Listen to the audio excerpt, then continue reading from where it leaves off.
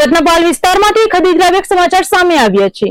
અહીં એક 55 વર્ષીય વ્યક્તિએ પત્ની અને દીકરીઓના કથિત ત્રાસથી કંટાળીને અગ્નિસ્નાન કરી આપઘાત કરી લીધો છે। સુરતના પાલ વિસ્તારમાં પત્ની અને દીકરીઓના ત્રાસથી કંટાળીને પતિએ જીવન ટૂંકાવ્યું હોવાની ઘટના સામે આવી છે। 55 વર્ષીય સંતોષ દાભોલકર નામના વ્યક્તિએ પોતાની જાતે અગ્નિસ્નાન કરીને આપઘાત કરી લીધો છે। આ ઘટનાને પગલે સમગ્ર વિસ્તારમાં ચકચાર મચી ગઈ છે। મૃતક સંતોષભાઈના બહેન અને કાકાએ ગંભીર આક્ષેપો લગાવ્યા છે કે તેમની પત્ની અને દીકરીઓ તેમને સતત ત્રાસ આપતી હતી। આ પારિવારિક કંકાસ અને ત્રાસને કારણે સંતોષભાઈ માનસિક રીતે ભાંગી પડ્યા હતા અને આખરે મોતને વહાલું કર્યું હતું। હાલ પોલીસે અકસ્માતે મોતનો ગુનો નોંધી પરિવારના આક્ષેપોને આધારે તપાસનો ધમધમાટ તેજ કર્યો છે।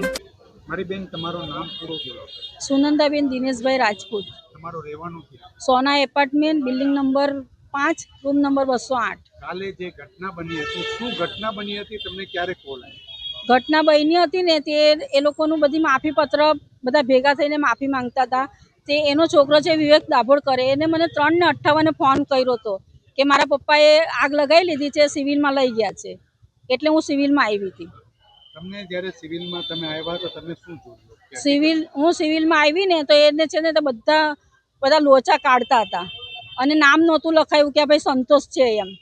એની ઉંમર કેટલા સાલની છે? 53 વર્ષ છે। શું કામ કરતા? એ રિક્ષા ચલાવે છે। હવે તમારી માંગો શું છે ને તમે શું ત્યાં જે આપઘાત કર્યો તેનું કારણ શું છે? આપઘાત કરવાનું કારણ એટલું જ છે કે આ લોકોને એમ કહેતો હતો ને કે ભાઈ પૈસા આપો, તો આ લોકોએ પૈસા નહીં આપવાના હતા ને તો પછી આને આટલો ટોર્ચર નહોતો કરવો કે ભાઈ અમે ટોર્ચર કરતા હતા કે અમે તને નથી રાખવાના, અમારે તારી જોડે રહેવું જ નથી। આ વસ્તુ આ લોકો બોલી ને એમાં આને આ બધું કરી લીધું છે। એની સંતાનો કેટલી? સંતાનો 2 છોકરીઓ અને 1 છોકરો છે। સામેવાળી પક્ષનો એની વાઈફનું એમ કહેવાનું છે કે અમને આગળ બી તમારા ભાઈએ ધમકીઓ આપેલી છે કે હું તમને બધાને લઈને આપઘાત કરી નાખી, એટલે આ ડરથી બિચારા ઘરે ત્યાં ચાલ્યા ગયા। આ બધું છે ને ખોટું છે। મારો ભાઈ એવી કે ધમકી નહીં આપે અને એવી ધમકી આપી હોત ને તો આજે 28 વર્ષથી એની જોડે રહ્યો નહીં હોતે જો એવો હોતે ને તો, કારણ કે એને કોઈ જાતનું વ્યસન નથી કે આ ધમકી આપે। તમારું નામ શું છે? તમારા પપ્પાનું શું નામ છે? શું ઘટના બની છે? દ્રષ્ટિ છે મારું નામ, પપ્પાનું નામ સંતોષભાઈ છે। સ્ટાર્ટિંગમાં અમે સાથે જ રહેતા હતા, પૈસા માંગ્યા, પૈસા આપવાની ના પાડીને એટલે અમને લોકોને માર્યા। એમણે મારીને પછી બીજા દિવસે આવીને કીધું કે ઘર ખાલી કરીને જતા રહો તમે, નહીં તો હું તમને 4 ને અહીંયા મારી નાખીશ। એટલે અમે ઘર છોડીને જતા રહ્યા, અમને ઘર આપીને મારા મામાના ઘરે જતા રહ્યા। તો બી ત્યાં બી 15 દિવસથી ફોન કરીને હું મરી જઈશ, તમને મારી નાખીશ એવી ધમકી ચાલુ જ હતી। પછી કાલે આવીને દરવાજો ખોલીને પોતા પર પેટ્રોલ નાખતા હતા પણ એમનાથી નીચેની આગળી ખુલી નહીં, તો પોતા પર પેટ્રોલ રાખીને આગ લગાવીને ત્યાં જ કરી નાખ્યો એમને। પૈસા એ અમને નથી, કારણ જ અમને કહેતા નથી હું કારણ છે અમને પૈસાનું કંઈ નહીં, બસ મને પૈસા જોઈએ એમ કરીને એમની વાત હોય છે, કોઈ અમને કારણ નહીં કીધેલું અમને। કેટલા સમયથી આવું ચાલતું? હમણાં મહિનાથી જ ચાલે જ, પૈસા તો કાયમ માંગે છે પણ આ મહિનાથી આ ચાલી રહેલું છે। પૈસા માંગવાનું કારણ કંઈ અમને જોઈએ છે બસ એમ, અને પછી એ દિવસ અમને બહુ જ મારેલી એમણે, પણ અમે ત્યારે બી એમને પોલીસ કેસ કે એવું કંઈ નહીં કરેલું હતું। સગાવાળાને જ બોલાવેલી કે અમને સમજાવો આવી રીતે છોકરીને મરાય, મેં મારી જ નથી એવી વાત જ માનતા જ નહીં હતા। પછી પાછા બીજા દિવસે આવીને અમને એમ કહે છે કે ઘર ખાલી કરો, નહીં તો 4 ને અહીંયા મારી નાખા। એટલે અમે ઘર છોડીને જતા રહ્યા કે તમે રહો ઘરમાં, અમે શાંતિથી રહીએ છીએ। પણ એ પણ નહીં, પછી ફોન કરીને કે તમારી ઓફિસે આવીને મેં ધમાલ કરું છું, તમને લોકોને બતાવું છું, આ રીતનું બધી ધમકીઓ આપી છે, ફોન પર મેસેજ, વોઇસ મેસેજ બધું જ કર્યું। પછી છેલ્લે અમે પોલીસ કમિશનર પાસે અરજી કરી કે આ રીતે કરે છે, કાં તો એ પોતાને કંઈ કરશે કાં તો અમને 4 ને કંઈ કરશે। ત્યારે છેલ્લે આ પગલું, પછી કાલે પાછી આપણે મિટિંગ અમે બેસાડી કે તમે મહિના 2 મહિના થોડા શાંતિથી રહો, અમને શાંતિથી રહેવા દો, પછી જે બી બધું પતે પછી અમે જોશું।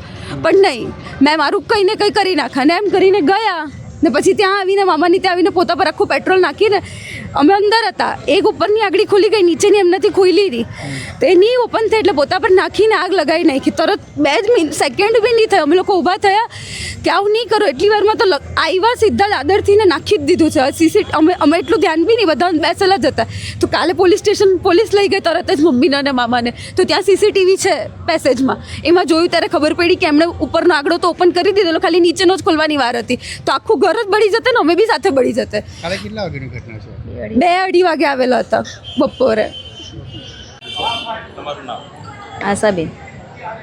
બેન, તમારા હસબન્ડ જોડે શું ઘટના બની ને કેવી રીતે બની ગઈ? પૈસા માંગતા હતા, એ કારણે ઓરિયને મારી પછી અમે ભાઈના ત્યાં જતા રહ્યા। 15 દિવસથી ટોર્ચર જ કરે છે, આમ તેમ બધી વસ્તુ કંઈ બી ધમકી આપે, કાં તો તમને લઈને મરીશ, એક જ વાત, મેં તમે શાંતિથી રહો, અમને બી શાંતિથી રહેવા દો, તો નહીં માયના। હું કંઈ કરી લઈશ, હું કંઈ કરી લઈશ. એટલે મેં ઘર પછી કમિશનર અરજી બી નાખેલી કે એમને કંઈ થાય તો ખોટો અમારી જિમ્મેદારીને અમે એટલે ઘર છોડીને ચાલી આવ્યા. તો મારા ભાઈના બહારને આવીને જ આવી રીતે કોઈ મોકો જ નહીં આપ્યો ને આગળી ખોલતા હતા કે તમને લઈને જ મરીશ એમ. તો નીચેની આગળી હતી ને એટલે બધા બચ્યા નહીં તો પૂરું. તો એ સીસીટીવી કેમેરામાં છે, પોલીસ સ્ટેશન પાલ પોલીસ સ્ટેશન પાસે છે. એ બસ એટલું જ સાહેબ. મેં પછી તમે ઘર છોડીને કેમ ગયા હતા? આ માટે પૈસાના બાબતમાં જ મારું ઘર ખાલી કરી નાખે એમ બોલે, નહીં તો તમને મારી નાખીશ આમ તેમ ધમકી આપતા હતા. એટલે પછી હું જતી રહી મારા ભાઈના હતા, ત્યાં બી રહેવા નહીં દેતા હતા. કેમ નોકરી નહીં કરતા હતા? રિક્ષા ચલાવે. રિક્ષા ચલાવે. હવે એમને પૈસાનું કંઈ હશે તો એ બધું ઘરે કોઈ દિવસ કહેતા નથી. હું હશે ખબર નહીં. મારે 25,000 માંગેલા તો એટલા બધા પહેલાં આપતી હતી. ગમે ત્યાં મારી બેબી બે નોકરી કરે, મારા બાબુ ભણે છે તો એ ટાઈમે નહીં હતા મારા પાસે. ભાઈ નથી તો ના માનતા જ નહીં હતા, બસ જોઈએ જ જોઈએ. આવી બાબતમાં ઝઘડો થયો. પૈસા માંગવાનું કારણ કંઈ પૂછ્યા હતા? કંઈ કશે બસ રિક્ષામાં ના એ બધું કંઈ કહેતા જ કોઈ દિવસ કહેતા જ નથી. રિક્ષા કંઈ ફાઇનાન્સ લોન પર એવું કંઈ હશે મને એ બધું પાકું કે કહેતા જ નહીં હોય. એટલે કદાચ એના માટે કે એના માટે પાકું મને બી નહીં ખબર. એ રીતે છે. તમારું નામ? સુનંદાબેન દિનેશભાઈ રાજપૂત. તમારા એ જે એક્સપાયર થઈ ગયા કોણ લાગે? એ મારો ભાઈ લાગે છે. અને એ લોકોએ 3 વાગે એ લોકોની કંઈ મગજમારી ચાલતી હતી, પણ એ લોકો એમ કહે છે કે પૈસા બાબતે ચાલતી હતી મગજમારી, કે પૈસા માંગ્યા તો તમે નહીં આપો તો પછી પોલીસ કમ્પ્લેન શું કામ કરવી જોઈએ. એટલે પેલાને એ લોકો આ મારો ભાઈ છે ને તે બહુ માફી માંગતો હતો એ લોકોની પાસે. બધા મોટા સમજાવવા માટે પણ ગયા હતા. એણે 15 દિવસની મોહલત માંગી કે 15 દિવસ માટે તમે મને માફ કરી દો, પછી તમે 15 દિવસ પછી હું કશું કરું ને તમને લોકોને તો તમે મને અલગ કરી દેજો. કેમ માફી માંગતા હતા? શું ઘટના? એટલે આ લોકો જુદા રહેવા ચાલ્યા ગયેલા હતા એના ભાઈના ઘરે. અને પેલો આ એ લોકોના વર બૈરીના ઝઘડા થયા ને એટલે એની બૈરી લોકો એમ કહે છે કે પૈસા માંગે છે. અને પેલો કહે કે મને થોડીક જરૂર હતી એટલે મેં માંગ્યા, પણ હું પાછો આપી દેવાનું બી કીધું હતું કે અઠવાડિયા પછી તમને પાછા આપી દેવા. તે કે એ લોકોએ કંઈક પોલીસ કમ્પ્લેન કરી. આ બધું મારા ભાઈએ મને કીધું છે ને, હું તમને કહું છું. એટલે પછી એને છે ને તે આ એમ કર્યું કે ભાઈ એને કીધું, બધા મોટાએ બી સમજાવ્યું. પોતાના જણેલા છોકરા પાસે માણસે માફી માંગી કે મને તમે 15 દિવસ માટે માફ કરી દો, પછી તમે મને ના પાડશો ને તો હું નીકળી જવા.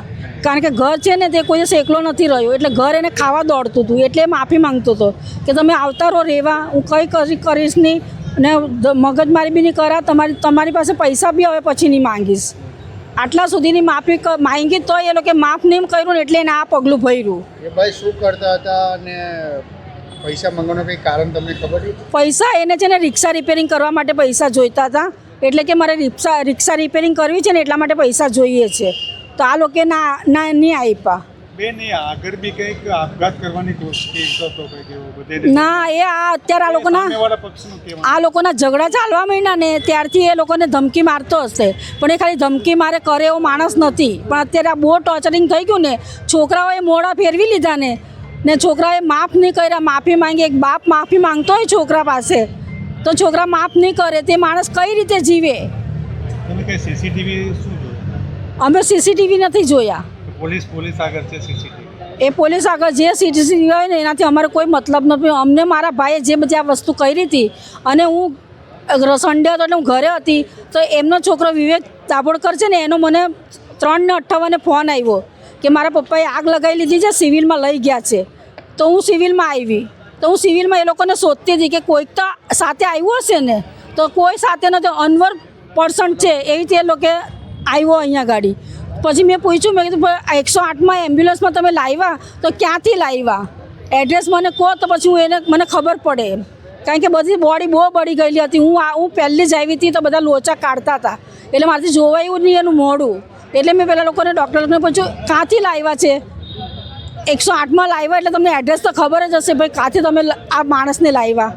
એટલા માટે પછી એક થયું ને, પછી મને ખબર પડી. મેં ત્યાં એની પર જઈને પૂછ્યું કે ક્યાંથી લાવ્યા, તે મને એડ્રેસ મળ્યું. એમની સંતાનો શું નોકરી કરી રહી છે હાલમાં?